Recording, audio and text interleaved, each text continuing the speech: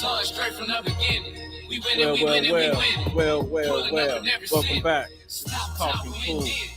I'm your host, Will Smith, the man, the myth, the legend himself. And this is IntellectualRadio.com, the biggest, the baddest Black-owned podcast station, not just in the nation, but in the world. I want to thank you all for joining me again. How y'all doing out there today? How y'all doing? It's been a lot going on. You know, I just got off a plane a couple of days ago out the country, just flew back in. And I'm going to talk about that a little bit later. You know, I was in a foreign land with a foreign man and seeing how they roll over there. And it was a good thing over in like Dubai and Abu Dhabi. You know, the stuff you just hear about on TV. I just heard about on TV. Dubai and Abu Dhabi. So you got to say Abu Dhabi with a different tang. We just can't say Abu Dhabi. Abu Dhabi is where I was at. So it's good to be back. I was a little concerned about the flight control centers. You know, didn't know if they would still be there when I got back, or if I would be stuck in Dubai and Abu Dhabi. But we managed to make it back in without incident. So we thank God for that blessing. So what's going on? I mean, just give you a few things that's, hot topics, current events, what's been going on. I got back and ice was still not nice. Ice was still breaking windows, shattering glass, hopping out on people. So, I was wondering about that. It's funny because I got it.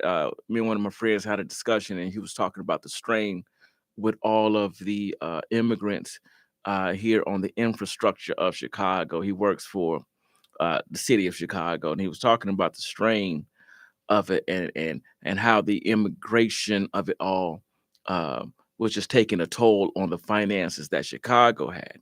And I was explaining to him it's not that may be true. The system, the infrastructure may be strained with the citizens, but remember, it was the same government that shipped all of the people here, from the different Texas states. That was a good idea then. Now all of a sudden they want to come and lock them up. And it's not about, when it comes to money, the money starts from the top, it trickles down.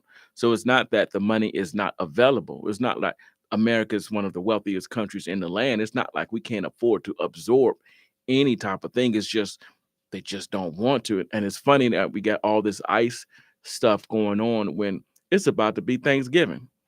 Ain't that what the Mayflower was all about? Didn't the Pilgrims come to get a better land, more space, a better way of living? And I don't recall the Native Americans shooting bows and arrows and keeping them from coming and whisking them out. It's just interesting that it's Thanksgiving, the same hand of love, grace, and mercy that was extended by the Native Americans, we can extend to others. And even if they aren't here, legally, as we like to say, it's a whole lot of people who aren't here legally.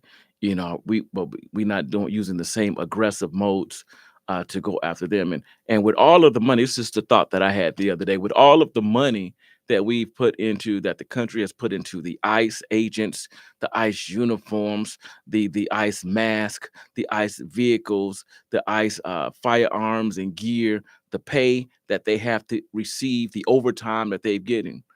How come we just couldn't set up or revamp the infrastructure and say, hey, you all remember what we did to when they were converting over to the real ID? Hey, you got a year to get your real ID. Hey, this is what's up. If you are here illegally, we have revamped the system.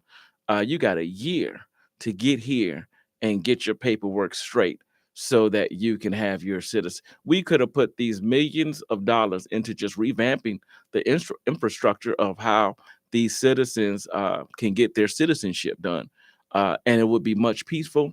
It would be the result that everybody wants would be there. But if we have an issue with their citizenship rights, which is totally understandable, and if they have no civil rights, I thought the other day, don't you still have human rights? Isn't everybody entitled to human rights and to be treated fairly, to be treated justly, to be treated with some type of concern and care for their lives? We have administrations just blowing up ships in the water, and they really have no clue of what's on. Don't people get their human rights to be heard, to be, just alive in the world without somebody just declaring that you're not worthy to live and really don't even have the justification or the evidence for ending your life. Mm. It was just a thought. These are just thoughts that Will Smith be having when I'm driving down the street, cooling on a corner on a hot summer's day. Then I looked up and Stephen A was getting in trouble. Stephen A. Smith, ESPN host, he was getting in trouble. He was attacking, Jasmine Crockett and. Back when I was coming up, Stephen A. blowing up like bubblegum. He on ESPN, multiple shows. He on talk radio, Mad Dog Sports. He got his own straight shooter. He did his book, got his book out. He does Channel 7 of sports with the NBA. He's blowing up and sometimes I was thinking sometimes you can just talk too much.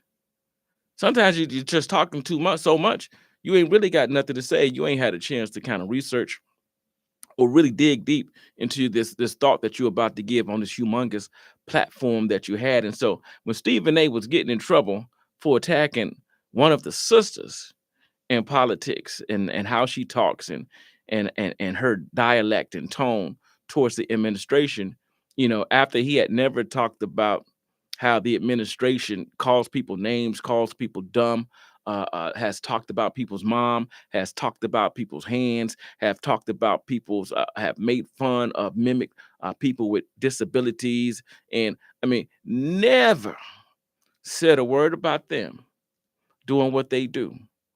And at one time he decides to lash out at somebody, it's to a sister who fighting a good fight, who's just trying to make sure that there's a voice for the voiceless.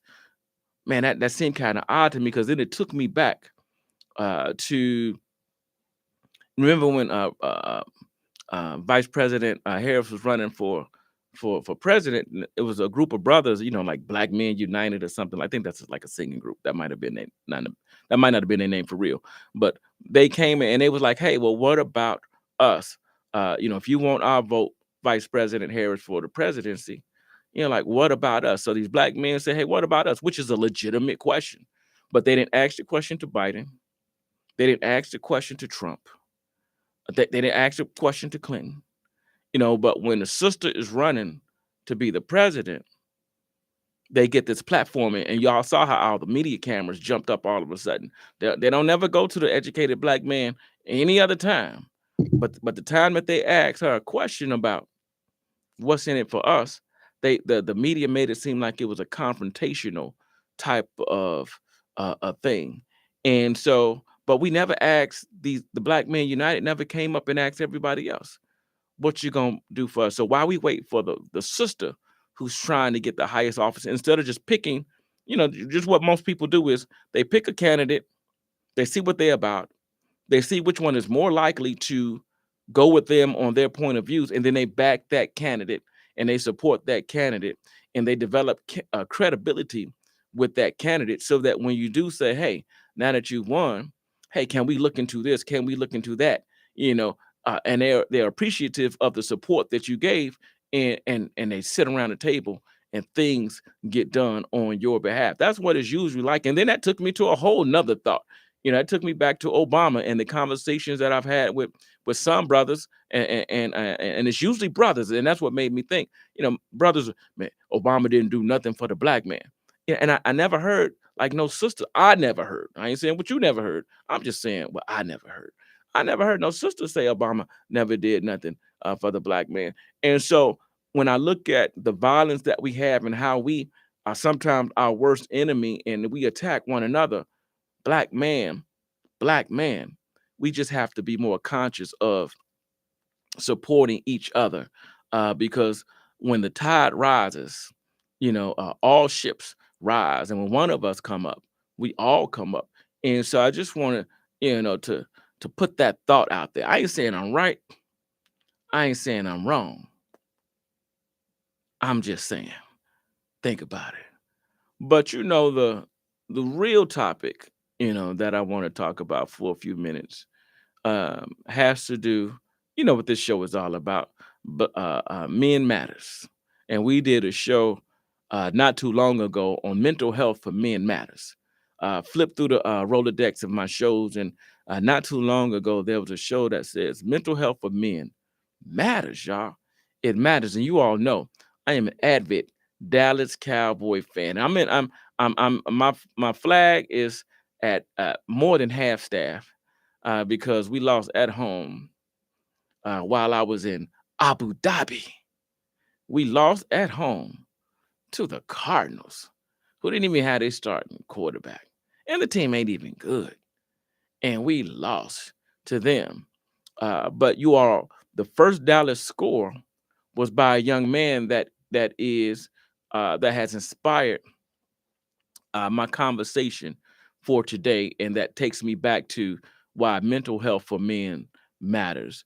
Not only did the Cowboys lose the game, you all, but their player, uh, Marshawn Nealon, a few days later committed suicide. And then here's a man who's been pursuing his dream. Here's a man that's playing for America's team. Here's a man where money is not a problem.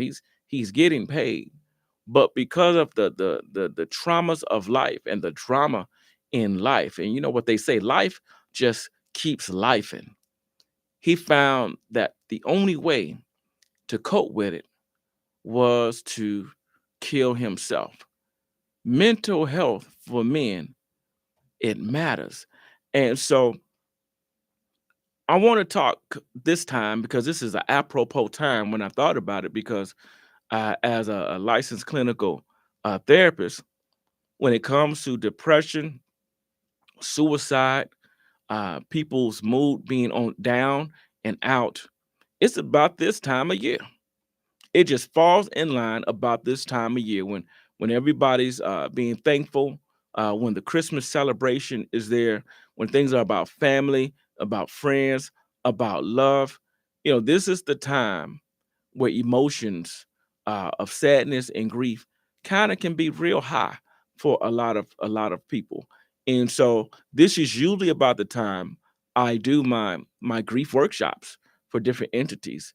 And so I don't have the time to go into a full workshop today, but you all know that this show is sponsored by Cool Concepts Outside of Ordinary Limits, licensed clinical therapist, black men, a black male, can be reached at 708 405 708 405 9569. That's 708 405 9569. And we do accept insurances, and cash is always king. But I want to talk a little bit about grief because when I dug a little bit deeper into our Marshawn Nealon and what was going on, come to find out that he was drafted by the Cowboys this year, but right before he got drafted, his mom passed unexpectedly. And so here's a young man who's in the height of his career. Here's a young man, everything is going as planned. One in a million, no injuries occurred. He was good enough with all the people that played the position that he plays for. He was spotted by scouts. People picked him apart and thought he was good enough to play in the NFL. He was actually playing in the NFL. Remember on that game against the Cardinals when the punt was blocked, he's the one who scooped up the ball and scored the first touchdown for the Cowboys in that game. Amidst the celebrations, the chest bumps, the high fives, a few days later, he's on a run from police. A few days later, his girlfriend is calling and saying, hey, we don't know what's going on with him. We know he has a weapon and he is suicidal. He was talking about not wanting to live. Just a few days later, he's found with a bullet wound, a fatal bullet wound to his head. So I want to talk to everyone a little bit about this thing called grief. What is grief? It's an evoking keen sense of sadness, extreme anxiety, sorrow, and pain. And you can be grief stricken by a lot of things. And what happens is, sometimes if you've never dealt with it, I've always wondered, like when my grandmother, when she was alive, And I used to watch her deal with the grief of family members. I used to watch her deal with the grief of friends passing, and how she coped with it. And she always seemed to be cool. She never seemed to be falling apart. And now that I'm older, I guess that the more you deal with it, the more you find ways to cope with it. And I guess she had just found ways to cope with it as time goes on. But you can be grief stricken, not just from death, about this time of year. People can be grief stricken for a lot of reasons. So material possessions, like physical possessions. Maybe you lost your home. Maybe you lost relationships. Maybe you just got divorced. Maybe you just broke up with somebody. Maybe you just had to relocate, and you live. These are all signs of grief. Things that people grieve over. Maybe when we talk about not still knowing your purpose at this time, or not knowing your dreams, or something that happened that you dreamed about doing, you find out that you can't do anymore. Your loss of yourself, loss of your identity, loss of your purpose, loss of your dreams. These are all type of things, that people can grieve over. So it's not just about death, that people at this time of the year have an issue with. And so when we talk about all the things that cause people grief, it could be like loss of safety. Maybe somebody's being assaulted, maybe, robbery, maybe you're homeless, or maybe because, Congress can't get themselves together, and Congress can't figure out a way to keep the country running, that you trying to figure out how to feed your family because your check is not coming in. Or maybe you were relying on SNAP benefits to come in, because I was watching and your SNAP is not coming in, and so now you trying to figure out how to feed your family at this time. And let me dispel this one myth, because I heard this white politician, and it was white. I just got to say what it is. He said that these SNAP benefits these people in these urban areas, and they can especially these men who can work. That's what he said. And I was like taken back that nobody, this was one of the politicians in Congress, feeling that SNAP benefits are for minorities in urban areas, especially men, black men, taking advantage of uh, uh, uh, governmental money when they are perfectly able to work, which is one of the biggest lies that has ever been told. Obamacare, the Affordable Health Care Act, there are more Republicans on that. There are more people that are not of color on that than there are people of color. SNAP benefits, 64% of the people who get SNAP benefits are from rural areas. They're not from the urban areas. It's rural areas that benefit from these SNAP benefits. And I'm gonna take it a little bit further. The people, the biggest percentages of people on SNAP benefits are seniors and people with disabilities. These are people who can't work like they used to work. So it's not about being lazy. It's about helping those who can't help themselves. So that's just something I'm throwing in for free. I'm sorry, I got distracted, but we talking about loss. Again, this is Talking Cool. Your host, Will Smith. We on IntellectualRadio.com. Thank you for joining in again. Loss. We're talking about the different types of loss, and I left off on safety. You can lose your safety from different things. Different things happen if you assaulted, physical, emotional, feelings of being unsafe. Maybe you lose your role. Maybe you are retired now, or maybe your kids are aging and they have moved away, and now your role as a mother or a father, is just changing. And I already spoke about divorces, so now your role as being a spouse, you have to try to figure out your way in this world as a single person and as a single entity. So you can also lose your health. You can have a stroke, you can have some mental problems, you can lose some of your physical abilities. These are all type of things, losses that people grieve from. So real quick, I'm gonna take you through what's called the stages of grief.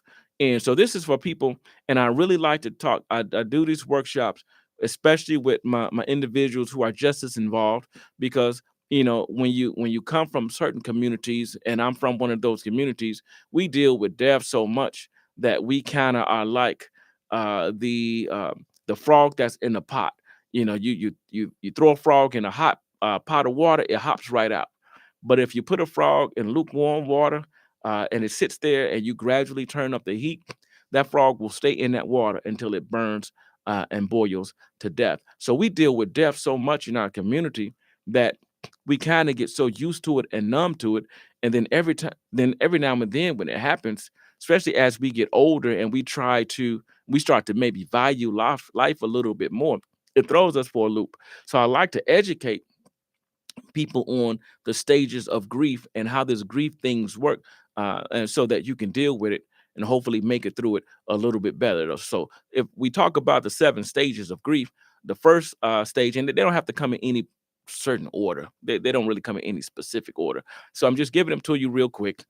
Shock, denial, anger, bargaining, depression. Then it's this testing thing. And then finally, there's this thing called acceptance. So shock, we get that. Everybody, you shocked that it happened. You don't believe it. Somebody call you.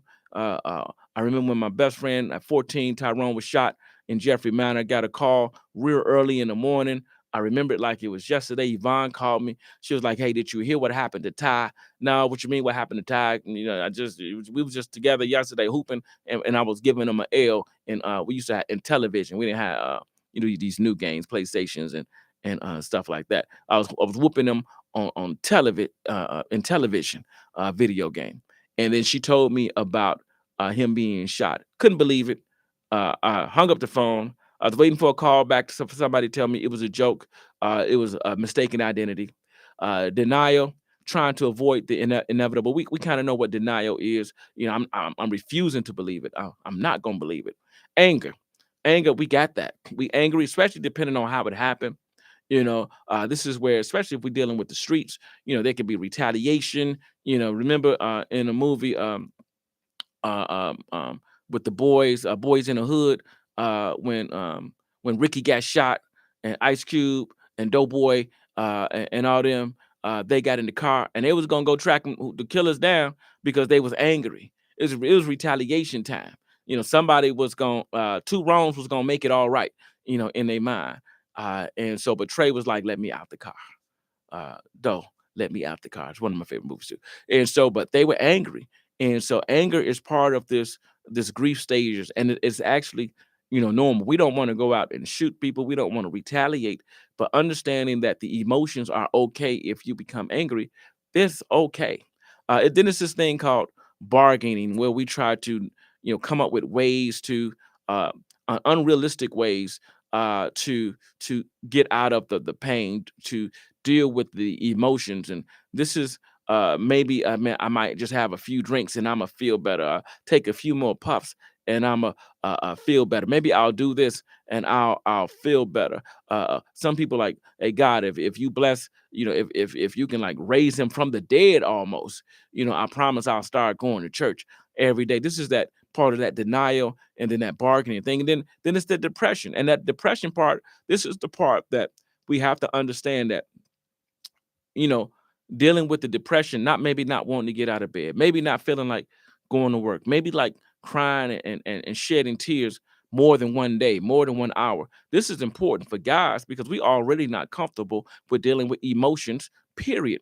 Our favorite emotion, the easiest emotion for us to deal with is anger. So when it's anything other than anger, this feeling sad, this feeling emotional, this being all in my feelings, we have a hard time dealing with that. And if we don't just accept it for what it is, it can throw us for a loop. And then it's this thing called testing, where we seek realistic solutions. Maybe we start talking to people about how we really feel. Maybe we listen to some music to let us get our emotions out. Maybe we find ways to salute the life and deal with the life. But the most important part is acceptance. Finally finding the way forward, accepting the grief, the event, the loss, for what it is, accepting it. And it comes all in time. And there's so many different types of griefs that we can go into. But one thing I want you all to know is that people don't move on from grief. You just people don't move on from grief. We just move forward. And it's a different, you know, grief is it's gonna always be there.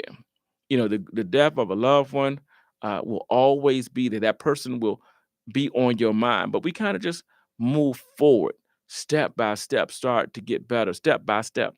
Maybe get out the bed a little earlier, step by step. Maybe start to go back to work step by step. You know, our appetite comes back step by step. We start doing some things that are joyful to us step by step. We start to move forward, but we don't just move on like it never happened. We just move forward step by step. And it's not about the death that we grieve, it's the loss. It's whatever that person meant to you that you are not getting anymore. It is the loss of that we are grieving. And this is one thing I want to tell people too. There's no right or wrong way to grieve. There's no weak or strong way to grieve. I remember I talked to people, I did work with families all the time when they lose a loved one, and they'll say, how they doing? Oh man, they strong, they doing okay. I ain't seen them cry yet. As a therapist, I'm like, hey, I don't know if that means anything because I always say, when I die, I expect my kids to be falling apart. I expect them to be down and out. If they show up and you see them all the time and they are emotionless, man, I done worked 3 jobs. I done paid for these braces. I done been up until 5 o'clock in the morning putting up dial houses, putting bikes together. I done drove all over the country to get these kids to college. Man, somebody better be crying. I don't want to see no emotionlessness. Somebody better be crying, trying to figure out what they gonna do without pops around no more. I want it all, or I'm coming back to hunt them. That's what I told them. I want it all. And so, so if people are crying, if people are emotional, that's part of the grieving process. If they've been crying for every day for 2 weeks, that's okay. Maybe you never had somebody that means as much to you as the loss that they grieving means to them, but we can't put them down because they are grieving and they are doing what they do. Now, there's some healthy and unhealthy things that, I can talk about later, but there are some healthy things and some unhealthy things. So some symptoms, just so you know. You can be fatigued. You cannot sleep. You might lose your appetite. You might be on an emotional roller coaster. Your body might start hurting. You might have digestive issues. You might not be able to think straight. Lack of motivation. Your chest might be hurting. Just issues all around. The Everything can happen when you're going through it. When life be life and you lose somebody and we can't control it, man, everything can be going on. And so this is just for informational so that you know that you can still get through it. It don't mean you about to end. It just means that these are some of the symptoms that happen. This is how your mind, your body, and your soul sometimes deal with death and with the loss that of things that happen. And I always say, if Jesus wept, man, I think I can cry, as well. I think I can cry every now and then as well. And so, uh, you know, continue to work through because some things are when I call these multipliers. These are things that if you weren't able to work out the relationship with the person that you lost, sometimes it increases it. If you had some unfinished business, maybe it was your fiance and y'all's about to get, man, that's big unfinished business. Maybe it was unexpected. Maybe it was a suicide thing and you felt guilty, like, hey, what didn't I do? How come I didn't see the signs? Why couldn't they come to me? All things like this are what I call multipliers that can make you feel a little bit worse as things go on. And so understanding how this mourning and this grief takes place, and man, it's really important. Because there's a saying by Vicki Harrison. She said, grief is like the ocean. It comes in waves. The ebbs and flows. Sometimes the water is calm. Sometimes the water is overwhelming. Says, but all we can do is learn how to swim. That's it.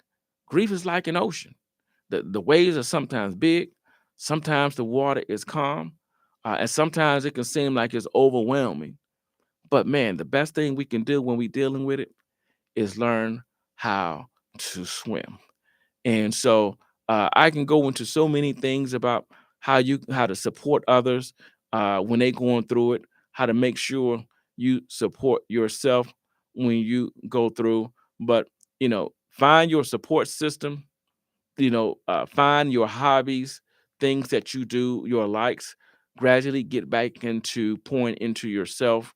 And for everybody, that's different things. We all do different things to help us relax, to help us calm down, to deal with our emotions. So find those things to do to help you out.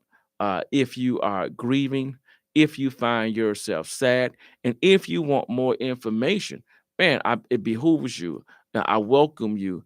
I implore you to contact Concepts Outside Ordinary Limits, 708-405-9569. As we enter into the holidays, as you go into these prime holiday season of Thanksgiving and prime holiday season of Christmas. And maybe mom isn't there, maybe grandpa isn't there, maybe you have other losses, maybe the loss of a child, maybe the loss of a grandchild, maybe the loss of a sibling, your sister, your brother. I mean, there's issues, there's loss on every hand. But I'm here to tell you that you can make it through. And you might not be the same. The family might not be the same. But I promise you, you will be okay. Won't be the same, but you will be okay. So we want to keep uh, the Marshawn Nealon family in prayer. We want to keep anybody dealing with loss, even if mom and dad died 10 years ago, 15 years ago. That don't mean 5 years ago. That don't mean this holiday season. That don't mean the birthday coming up. That don't mean the anniversary coming up. That don't mean whatever time is coming up doesn't affect you in some way, shape, fashion, or form. But hopefully the tears of sadness start to turn into tears of joy. And hopefully the memories start to comfort you and allow you to smile and remember the good times and the blessing that you had with having that individual in your life. Because, we have to look at, and I tell all my clients, I'm a half full, I'm a glass half full therapist. My job is to try to help you see the glass half full. So even if you had a loss of a child at 16, every now and then I hear a news story of a family that lost their baby at 5. They lost their baby at 4. They lost their baby at 1 year of age. So if you've been blessed with 16 years, if you were blessed with 10 years, man, eventually, that's how we have to reframe it to help us make it through, because some people didn't even get that. And so if you were blessed with whatever time you had, with whoever you had it with, man, sometimes we have to learn to count it all a joy, because we didn't have to be blessed with that. And so that's pretty much our show today. Like I told you, I won't be long, but I will be strong. This is Talking Cool. Just wanted to help you all out in this time of need with all the grief and bereavement and death that we see going on. Again, you can always contact me at 708-405-9569 for my services. This is Talking Cool on IntellectualRadio.com. We'll be back in action in a few weeks. I want you all to enjoy the holidays, get ready to do what you do. And in the words of W.E.B. Du Bois, there's no more powerful force known to the world than a man determined to rise. Straight from the beginning, we winning, we winning, we winning. Pulling up in every city. Stop talking, we did it. Remember they ain't wanna listen. Now they gotta pay attention. Young is on a mission. We winning, we winning, we winning. We winning, we winning. We winning, we winning, we winning. I get it, I get it. Day and night I go get it. Remember they ain't wanna listen. Now they gotta pay attention. Young, on a mission. We win it, we win it, we win it. You lost in becoming the king. God bless all the things I done seen. Suspect for murder and robbery right here on